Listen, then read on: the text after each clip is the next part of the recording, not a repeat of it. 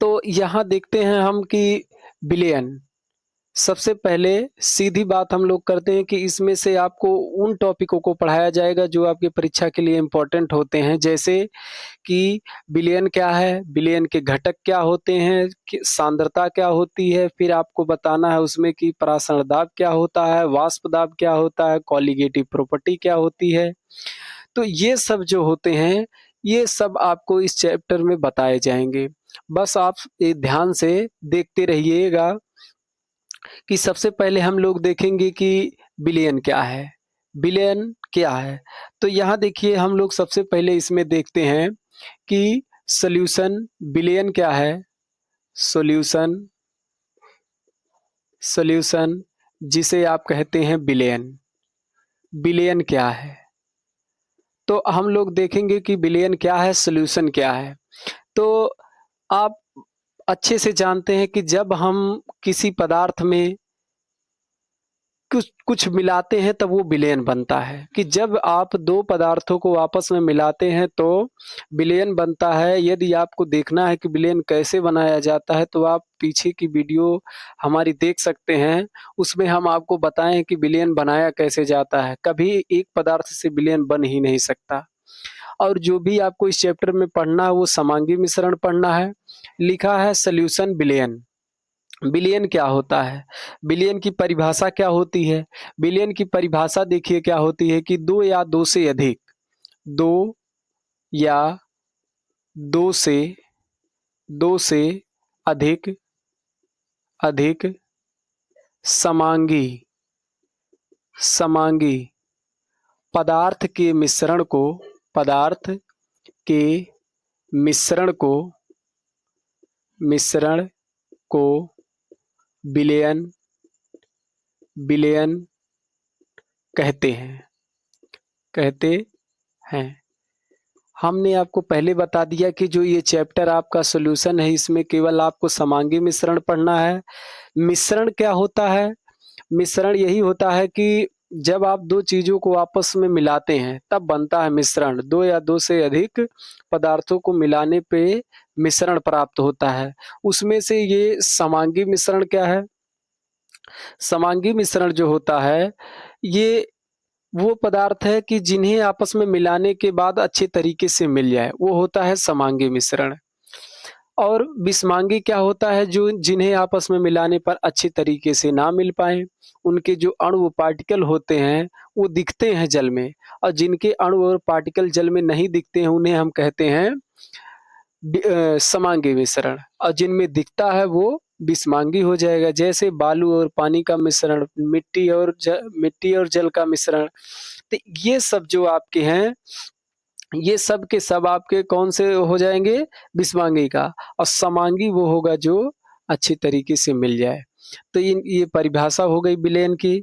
अब हम लोग देखते हैं कि विलयन के कितने घटक होते हैं। जैसे देखिए कि विलयन जो होता है, विलयन विलयन जिसे आप कहते हैं सॉल्यूशन सॉल्यूशन इसके कितने घटक होते हैं? इसके 2 घटक होते हैं।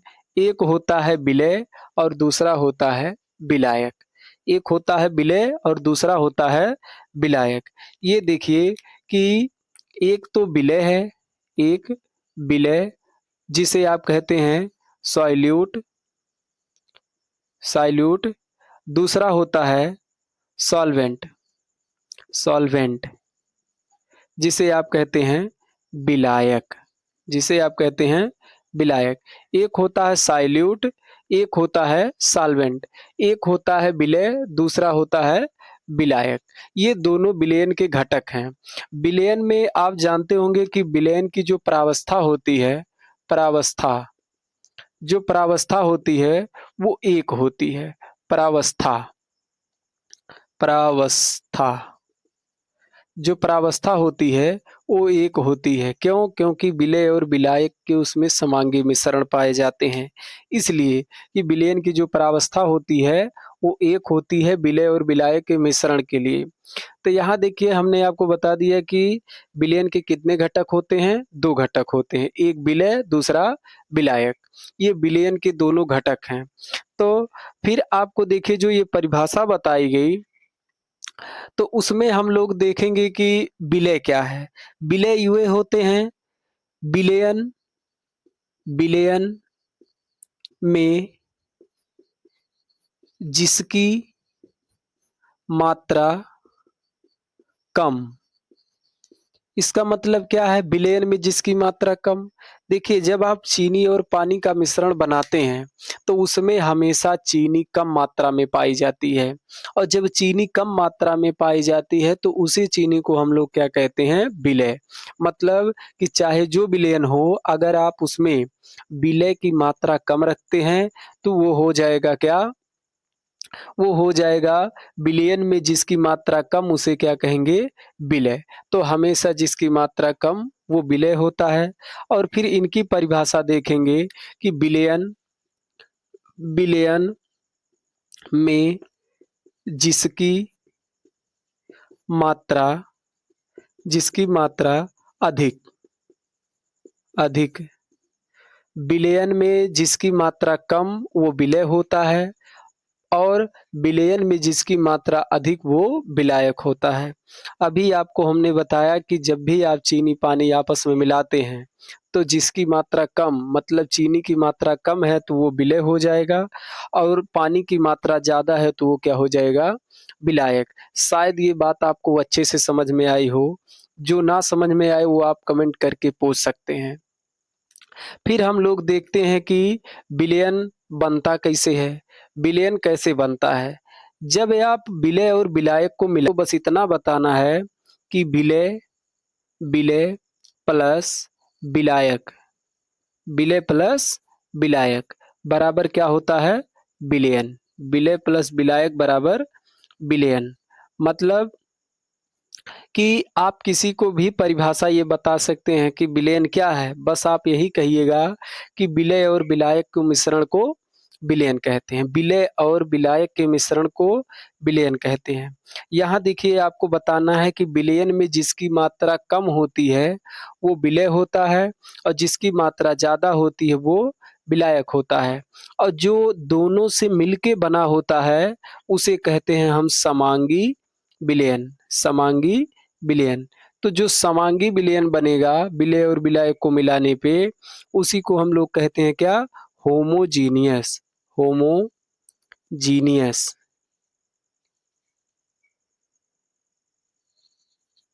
Homogeneous homogeneous homogeneous.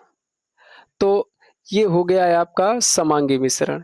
तो विलय मतलब साइल्यूट प्लस सॉल्वेंट बराबर होता है सॉल्यूशन, और जो सॉल्यूशन बनेगा वो समांगी मिश्रण बनेगा जिसे आप कहेंगे होमोजीनियस। तो होमोजीनियस विलयन बनेगा इसमें, और आपको पूरे चैप्टर में यही पढ़ना है। फिर देखिए क्या होता है कि आपको पता होगा विलयन के अंग। विलयन के अंग क्या होते हैं। यदि आप विलय का 1 मोल, यदि आप विलय 1 मिलाते हैं, विलय 1 और प्लस 1 विलायक विलायक, तब जाके उसमें बन जाएगा आपका द्विअंगी विलयन। द्विअंगी द्विअंगी द्विअंगी विलयन द्विअंगी विलयन। तो ये जो दो अंगी विलयन लिखा है इसका मतलब क्या है कि आपको पानी की मात्रा 1 और 1 चीनी की मात्रा। तो अगर 2 घटक हो गए उसमें, एक चीनी और एक पानी, तो वो कै अंगी विलयन बनेगा 2 अंगी। अगर आप लेते हैं 2 विलय 2 विलय और 1 1 विलायक 1 विलायक, तब ये बन जाएगा आपका त्रिअंगी त्रिअंगी विलयन त्रिअंगी विलयन। तो इन सब के उदाहरण से आप देखिए चाय बनाते हैं ना, सबको चाय बनाना आता होगा कहीं ना कहीं। तो उसमें देखिए क्या करते हैं कि अगर आप सिर्फ चीनी और पानी का बनाते हैं, तीन चीनी और पानी का तो बनता नहीं क्योंकि उसके साथ चाय पत्ती भी चाहिए। तो यहाँ देखिए मान लीजिए ये चीनी है और ये पानी है, तो ये 2 अंग हुआ उसका, और उसमें चीनी चाय पत्ती और उसके साथ पानी हो गया तो ये त्रिअंगी विलयन हो गया। चीनी, चाय पत्ती, अदरक ये सब आप बढ़ाते जाइए, जिसकी मात्रा कम होती है वो विलय में चला जाएगा और जिसकी मात्रा ज़्यादा होती है वो विलायक में चला जाएगा। तो इस तरीके से 2 अंगी, त्रिअंगी विलयन बनता जाएगा, लेकिन हमें त्रिअंगी विलयन तक देखना है इसमें। विलयन के प्रकार। विलयन के प्रकार कितने प्रकार के होते हैं? 2 प्रकार के, जो कि एक होगा अवयवों की मात्रा के आधार पर, दूसरा होगा अवयवों की भौतिक अवस्था के आधार पर। तो जो अवयवों की मात्रा के आधार पर होते हैं, यहाँ देखिए अवयवों की मात्रा के आधार पर होते हैं वो टोटल 5 प्रकार के होते हैं। कौन-कौन से? सांद्र विलयन, तनु विलयन, संतृप्त विलयन, असंतृप्त विलयन और अतिसंतृप्त विलयन। ये टोटल 5 प्रकार के हैं। यहाँ देखिए हमने 5 प्रकार लिख दिया है और इन पाँचों प्रकार की परिभाषाएँ भी लिख दी हैं कि जो आपका क्लास और फास्ट हो सके और जल्दी हो सके। तो देखिए लिखा है सांद्र विलयन। सांद्र विलयन क्या होता है कि उसमें जो विलय की मात्रा होगी, जैसे अगर नमक और पानी मिलाया जाए तो अगर उसमें नमक की मात्रा हम बढ़ाते जाएँ, तो वो हो जाएगा सांद्र विलयन। और तनु विलयन क्या होता है? सांद्र का मतलब ही होता है गाढ़ा और तनु विलयन क्या होगा कि वह विलयन जिसमें विलय की मात्रा बहुत कम होती है। जैसे मान लीजिए कि 1 लीटर पानी में लगभग चीनी केवल 1 चम्मच डाली जाए या 1-2 दाना डाली जाए तो वो हो जाएगा तनु विलयन। संतृप्त विलयन वह विलयन वह विलयन जिसमें विलय की अधिकतम मात्रा घुली हो, संतृप्त विलयन कहलाता है। मतलब कि विलय की मात्रा तब तक हम घोलेंगे जब तक वो घुलना बंद ना हो जाए। फिर देखिए असंतृप्त को वह विलयन जिसमें विलय की मात्रा संतृप्त विलयन की आवश्यकता से मात्रा कम होती है, तो वही जो है वो हो जाएगा क्या आपका असंतृप्त विलयन की वह विलयन जिसमें विलय की मात्रा संतृप्त विलयन के लिए आवश्यक मात्रा से कम होती है, असंतृप्त विलयन कहलाता है। और अतिसंतृप्त क्या होगा कि जब किसी विलयन में विलय की मात्रा संतृप्त विलयन से अधिक हो जाती है, तो उसे अतिसंतृप्त विलयन कहलाते हैं। चलिए अब आप लोग इसे समझने की कोशिश करिए कि मान लीजिए हम एक पात्र लेते हैं यहाँ और इस पात्र में रख दिया जाता है कोई विलयन और इस विलयन में क्या-क्या उपस्थित है ये आप ध्यान से देखिए कि इस पात्र में ये जो पात्र रखा गया है, इसमें मान लीजिए हमने डाला है केवल 5 ग्राम चीनी, 5 ग्राम चीनी और जो विलयन इसमें लिया गया है, जल लिया गया है वो मान लीजिए कितना है 250 एमएल है। शायद आप समझ रहे होंगे कि एक पात्र है, एक पात्र में विलयन बनाया गया है जिसमें 5 ग्राम केवल चीनी मान लीजिए है, 5 ग्राम चीनी। अब 5 ग्राम चीनी है और 250 एमएल जल है, तो उसमें देखिए क्या होगा कि ये जो विलयन बना है, ये बहुत कम है, ये विलय है और ये क्या हो गया? ये हो गया विलायक, ये हो गया है विलायक। तो अगर अगला पात्र हम लोग बनाते हैं तो उसमें देखिए क्या होगा कि जब आप एक पात्र दूसरा लेंगे इस तरीके से, तो इसमें भी आप विलयन बनाइए सेम। तो जो सेम विलयन आप बनाएँगे, उसमें देखिए क्या होगा कि जब आप एक पात्र में विलयन फिर से बनाएँगे तो मान लीजिए जो हम आपकी चीनी उसमें मिलाए थे 5 ग्राम इसमें मिला देते हैं 50 ग्राम और इसमें हम लोग मिला देते हैं वही 250 एमएल पानी। तो ये फिर वही विलायक है, फिर वही ये विलायक है और फिर वही ये क्या है? विलेय है। तो शायद ये बात आप समझ रहे होंगे कि एक पात्र में हमने केवल थोड़ा-सा चीनी मिलाया है और दूसरे पात्र में थोड़ा अधिक चीनी मिलाया है। तो इन दोनों पात्र में अंतर यही है कि यहाँ चीनी की मात्रा कम है, मतलब कि विलेय की मात्रा कम है और यहाँ विलाय की मात्रा ज़्यादा है। तो जिसमें विलेय की मात्रा कम होती है वो क्या कौन-सा विलयन होगा? तनु विलयन हो जाएगा। और जिसमें विलायक की मात्रा अधिक होती है वो सांद्र विलयन हो जाएगा। किसकी अपेक्षा? विलायक की अपेक्षा। तो ये एक तनु विलयन का उदाहरण हो जाएगा। ये एक तनु विलयन तनु विलयन। तो शायद आपको ये बात समझ में आई होगी और ये हो जाएगा सांद्र विलयन। मतलब कि सांद्र मतलब गाढ़ा और तनु मतलब फीका, यही होता है। अब हम लोग देखते हैं अति संतृप्त क्या होगा? संतृप्त और अति संतृप्त क्या होगा? तो यहाँ देखिए क्या है कि बात की जाती है कि अगर हम गर्म जल ले लें, तो गर्म जल में आप देखेंगे कि जो उसके विलय की मात्रा होती है, वो आप अधिक से अधिक घोल सकते हैं। कि जैसे मान लीजिए यहाँ हम कोई एक पात्र ले लें इस तरीके से और इस पात्र में बना लें विलयन। और जब हम इसमें विलयन बनाएँगे इसका, तो अगर ये पानी गर्म है, इसको हीट कर दिया जाए और ये जल हो जाए गर्म जल, गर्म जल। अब इस गर्म जल में जो विलय की मात्रा होगी, जो आप विलय की मात्रा इसमें प्रयोग करेंगे, विलय विलय, वो अधिक होगी, वो अधिक मात्रा होगी, अधिक मात्रा। मतलब कि आप गर्म जल में विलय की अधिक से अधिक मात्रा घोल सकते हैं और तब तक घोलेंगे जब तक उसमें घुलना बंद ना हो जाए। तो अगर घुलना बंद हो गया, तो वो हो जाएगा क्या? वो हो जाएगा संतृप्त विलयन। और फिर कहा है कि वह विलयन जिसमें विलय की मात्रा संतृप्त विलयन की आवश्यकता से कम हो जाए, मतलब कि उसी का उल्टा सेम होगा तो हो जाएगा असंतृप्त। लेकिन अति संतृप्त क्या होगा कि अगर गर्म जल है तो उसमें विलय की हम अधिक से अधिक मात्रा घोलते जाएंगे, बस वो क्या हो कि वो पानी जो हो, जल जो लिया गया हो, वो गर्म हो। क्योंकि जलेबी वाला देखिए, जलेबी बेचने के लिए जो सीढ़ा बनाता है, उसमें चीनी की अधिक से अधिक मात्रा घोले रखता है। क्यों? क्योंकि वो उसका वजन ज़्यादा कर सके। क्योंकि गर्म जल में वो चालाक होता है, क्योंकि जल गर्म जल में विलय की अधिक से अधिक मात्रा घोली जा सकती है। उसको ये पता है, क्योंकि जब जलेबी देखिए ठंडा होगी तो उसमें वही फिर विलय के कण जो चीनी होगी वो दिखने लगेगी। चलिए दोस्तों, अब हम लोग देखते हैं कि विलेयता क्या होती है, सॉल्युबिलिटी। ध्यान से समझिएगा, जो कि ये आपके परीक्षा के लिए इम्पोर्टेंट होता है, सॉल्युबिलिटी। इसका कहने का मतलब यही है विलेयता, कि जो विलयन में अधिक से अधिक मात्रा में घोला जा सके। ये आप उदाहरण के द्वारा ध्यान से देखिएगा। परिभाषा तो इसकी बहुत आसान है, लेकिन आप समझने की कोशिश करिए कि मान लीजिए कोई एक पात्र है। मान लीजिए कोई एक पात्र है और इस पात्र में बनाया गया है विलयन। ये कोई पात्र है और इस पात्र में बनाया गया है कोई विलयन। और ये जो विलयन बनाया गया है, यदि इसमें टेम्परेचर यदि इसमें टेम्परेचर ज़्यादा दिया जाए, यहाँ मतलब कहने का मतलब है इसका जो ताप है, वो ताप है वो अधिकतम हो, अधिकतम। तो ये आपने जो जल की मात्रा ली है, ध्यान से समझने की कोशिश करिएगा कि जो आपने यहाँ जल की मात्रा ली है, जो जल है, अगर ये जो जल आपने लिया है, उसमें कोई विलेय पदार्थ, अगर कोई विलेय पदार्थ हमको घोलना है, तो हम इसमें अधिक से अधिक मात्रा में घोल सकते हैं।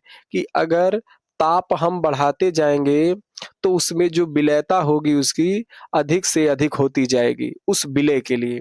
तो यहाँ देखिए हमने बता दिया आपको कि ताप अगर इस विलयन का आप अधिक रखेंगे, इस जल का अधिक रखेंगे, तो इसमें विलय की अधिक से अधिक मात्रा घोली जा सकती है, मिलाई जा सकती है। तो वही जो मात्रा आप ज़्यादा से ज़्यादा मिलाते जाएँगे, वो विलेयता कहलाएगी। तो यहाँ देखिए जो हम विलय की विलय की अधिक मात्रा अधिक मात्रा अधिक मात्रा मिलाएँगे, वही जो होगी उसकी विलेयता होगी। कि अगर आप ताप बढ़ाते हैं तो उसका विलय भी बढ़ता है। तो इस परिभाषा में देखिए लिखा है कि किसी विलयन में घोली गई विलय की अधिकतम मात्रा को, परिभाषा देखिए सेम आपको बता रहे हैं कि किसी विलयन में घोली गई विलय की अधिकतम मात्रा को विलेयता कहते हैं। जैसे उदाहरण मान लीजिए कि माना अधिकतम 50 ग्राम पदार्थ को 1 लीटर, मतलब कि जो जैसे कि अगर मान लीजिए यहाँ विलेयता आपको बताना है, विलेयता, है ना? तो लिखा है माना अधिकतम 50 ग्राम पदार्थ को 1 लीटर विलयन में घोला जाता है। मतलब कि जो विलेयता होगी वो होगी 50 ग्राम 1 लीटर में। 50 ग्राम 1 लीटर में, 100 ग्राम 1 लीटर में, मतलब कि उसकी अधिक से अधिक मात्रा जो घोली जाती है, वह उसकी क्या होगी? विलेयता होगी। जैसे ये चीज़ गैस पे भी लागू होती है। देखिए जो जैसे आप पेप्सी लाते हैं या गैस सिलेंडर लाते हैं, तो उसमें गैस कैसे भरी गई होगी? पेप्सी में गैस कैसे भरी गई है? केवल दाब के द्वारा। तो यदि इसी पात्र में एक पात्र हम और बनाते हैं इसी टॉपिक पे कि क्या गैस को क्या गैस को किसी पात्र में आसानी से भरा जा सकता है? नहीं, गैस को आसानी से नहीं भरा जा सकता। जब तक आप अलग से कोई ताप दाब नहीं लगाएंगे, तब तक गैस आसानी से उस जल के अंदर घुलने वाली नहीं है। कि अगर मान लीजिए इसी पात्र में हमें CO2 गैस को घोलना है, इसी पात्र में हमें CO2 गैस को रखना है, तो हम कैसे? तो यहाँ देखिए क्या होगी कि दाब दाब जो होगा इसका दाब वो अधिकतम करना पड़ेगा, अधिकतम। कि अगर आप दाब उसका अधिकतम रखते हैं तो उसमें जो CO2 गैस है, ये जो गैस है वो ज़्यादा से ज़्यादा मात्रा में इसमें घुल जाएगी। तो वही चीज़ देखिए इसमें कहा है कि अगर आपको CO2 गैस इसमें घोलना है तो आप ज़्यादा से ज़्यादा मात्रा में तब घोल पाएँगे जब उसका दाब अधिक होगा। और अगर विलय की अधिक से अधिक मात्रा घोलनी है तो उसमें ताप अधिक होगा। तो देखिए हमने उदाहरण के तौर पे या इसके नियम के आधार पे लिखा है कि ठोस की दरों में विलयता तापमान पर निर्भर करती है। यहाँ देखिए ये सही करके आपको दिया गया कि हाँ, वो ताप पर निर्भर करती है कि अगर हम तापमान अगर हम तापमान बढ़ाते हैं तो उसकी जो विलयता होगी वो भी बढ़ेगी। यदि हम तापमान बढ़ाते हैं तो उसकी विलयता भी बढ़ेगी। दूसरा देखिए कि गैस की दरों में विलयता मुख्य रूप से दाब पर भी निर्भर करती है। ये तो ताप के लिए हो गया और ये दाब के लिए, मतलब विलयता दोनों पर निर्भर कर रही है, एक ताप पर और एक दाब पर भी। कि अगर हम इस पे दाब बढ़ाते हैं, दाब यदि हम इस पे दाब बढ़ाते हैं तो फिर उसकी जो विलयता होगी वो भी फिर क्या होगी? बढ़ेगी। तो ये दोनों बात आप याद रखिएगा कि यदि हम ताप बढ़ाते हैं तब भी विलयता बढ़ेगी, तब भी ज़्यादा से ज़्यादा घोल सकते हैं, और यदि हम उस पे दाब लगाते हैं तो उसमें हम अधिक से अधिक मात्रा में किसी गैस को घोल सकते हैं। तो यही चीज़ होती है विलयता। ये या कि किसी विलयन में घोली गई विलय की अधिकतम मात्रा को विलयता कहते हैं, कि जितनी मात्रा होगी और जितने में घोली जाती है। अगर ताप आप बढ़ाएँगे तो उसमें और विलय की मात्रा घोली जा सकती है। यदि आप दाब बढ़ाते हैं तो उसमें और ज़्यादा गैस घोला जा सकता है। ये परिभाषा आपके लिए इम्पोर्टेंट है। अब हम लोग देखते हैं सांद्रता। सांद्रता क्या होती है? आपने बता दिया था पिछली थोड़ी देर पहले कि जो उसका सांद्र होता है, तनु होता है, संतृप्त होता है, असंतृप्त होता है, अति संतृप्त होता है, लेकिन सांद्रता उसमें आपको नहीं बताई गई थी। तो यहाँ देखिए सांद्रता क्या होती है, जिसे आप कॉन्संट्रेशन कहते हैं। तो सांद्रता क्या होती है? कैसे सांद्र बनाया जाएगा? क्या सांद्र और तनु तनु और सांद्र से मिलके बनता है? चलिए हम लोग इसको समझने की कोशिश करते हैं कि यहाँ मान लीजिए कि एक कोई पात्र है इस तरीके से, और इसमें हम ज़्यादा से ज़्यादा विलय चीज़ घोलने वाले हैं। इसमें हम विलय जो है ज़्यादा से ज़्यादा घोलने वाले हैं। जैसे कि यहाँ तक मान लीजिए, यहाँ तक मिलाया गया है उसमें चीनी, सॉरी इसमें मान लीजिए एल्कोहल ले लेते हैं हम, C2H5OH, जिसे आप कहते हैं एथिल एल्कोहल। और फिर उसी पात्र में हम मिला देते हैं यहाँ तक मिला देते हैं पानी। इसको ध्यान से समझिएगा, पानी पानी। और फिर उसके बाद मिला दिया जाता है ऊपर, यहाँ ले लीजिए सोडा सोडा।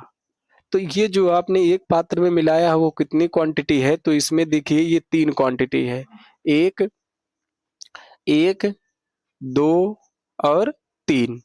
तो ये 3 चीज़ आपने मिलाया है इस विलयन में।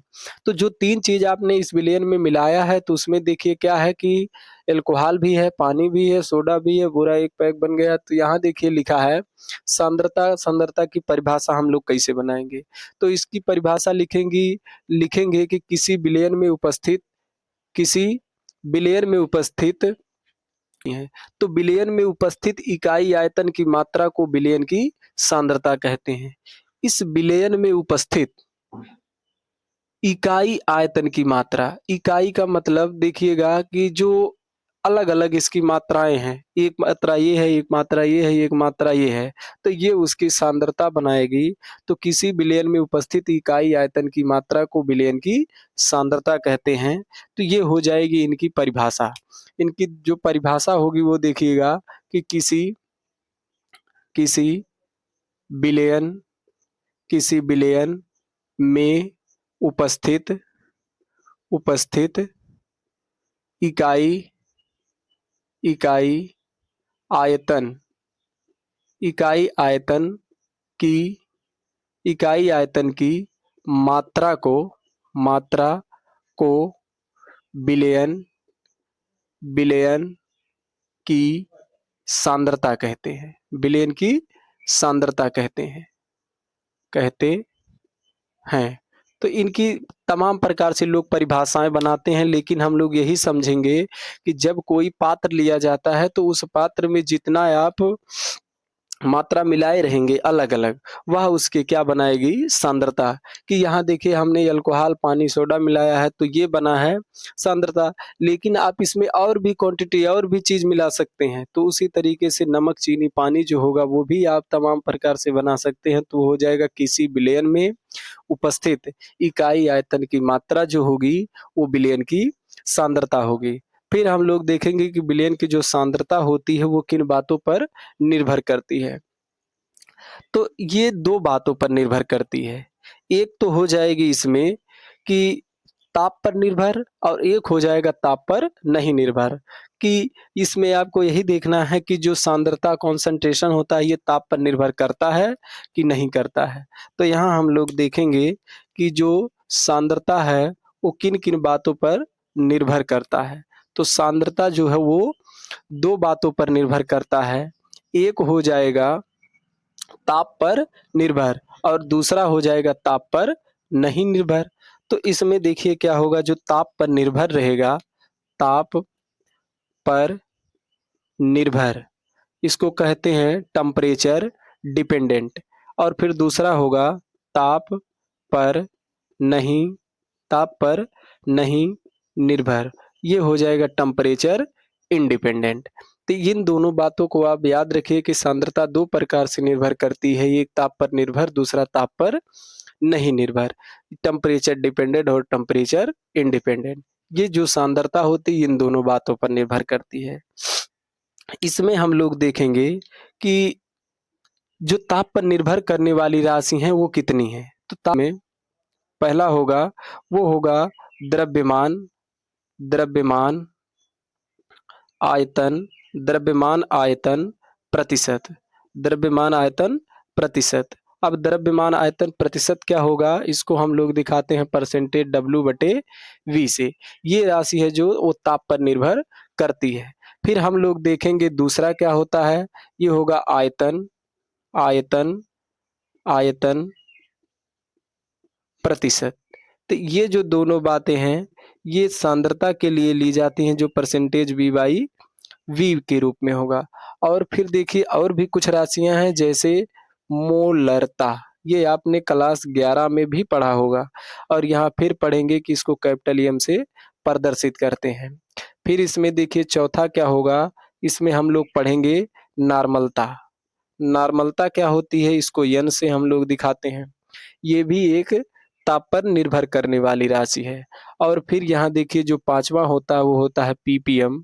अब पीपीएम क्या है, पीपीएम एक होता है W/V के लिए एंड कह सकते हैं या और कह सकते हैं इसको, और पीपीएम पीपीएम V/V। ये पीपीएम है क्या, पीपीएम को हम लोग कहते हैं पार्ट प्रति मिलियन, पार्ट प्रति मिलियन। इस पीपीएम का जो फुल फॉर्म होगा वो होगा पार्ट पार्ट प्रति पार्ट प्रति मिलियन। मिलियन का मतलब 10 लाख, 10 लाख। मतलब कि जब हम पीपीएम में उसका मान रखेंगे तो उसके पीछे हम क्या कर देंगे, 10 की पावर 6 से गुणा कर देंगे। और अगर हम लोग वही चीज परसेंटेज में लिखेंगे तो उसके पीछे 100 से गुणा कर देंगे। ये बात अभी याद रखिएगा। हम आपको परिभाषा के साथ एक-एक करके आगे बताएँगे। तो ये जो राशियाँ हैं, ये ताप पर निर्भर करने वाली राशियाँ हैं, जिसमें केवल आपको आयतन दिखेगा भार के साथ। तो ये राशियाँ केवल आयतन पे निर्भर करने वाली हैं, जो कि टेम्परेचर के साथ बदल जाती हैं। अब इसमें आ जाइए जो ताप पर निर्भर नहीं करती हैं, वो ताप पर निर्भर करने वाली जो राशियाँ नहीं हैं, उसमें हम लोग नंबर 1 इसमें आ जाएगा द्रव्यमान, द्रव्यमान, फिर द्रव्यमान प्रतिशत। द्रव्यमान प्रतिशत का मतलब हो जाएगा इसमें परसेंटेज W/W।